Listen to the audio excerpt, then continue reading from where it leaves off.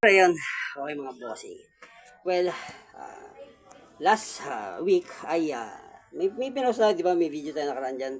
Yung concert, wannabe speaker, amplifier, yung Class A, what's inside daw. So, ito naman mga bossing, may dumating na naman tayo. Kararating-rating lang talaga. Ito naman yung, as in, kung saan yung legit,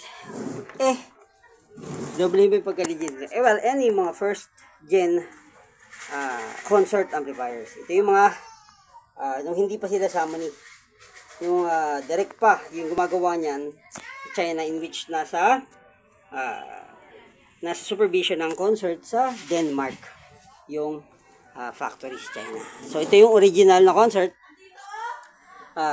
First gen, ito yung mga 90 series, no, kung nagkaroon kayo nito ng past 90s or early 2000, ito po yun.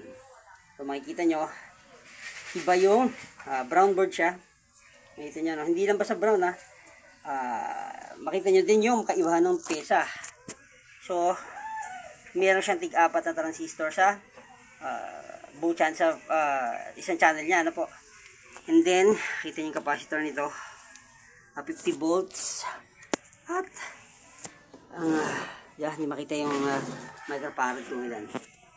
Ayan, 10,000 microfarad, 10,000 microfarad at 50 volts. Compare nyo na lang to doon sa video natin last time. Ay compare nyo yung diferensya nito ng dalawa. Okay, so yung power supply nya, walang itutungtungan na safeguard. Diba sabi ko isa may safeguard. Okay, and makita nyo yung voltahe ng transformer. Ayan.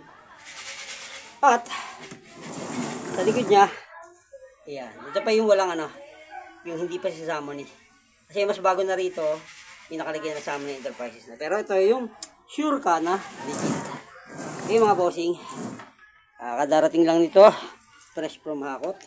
At linisin kasi natin.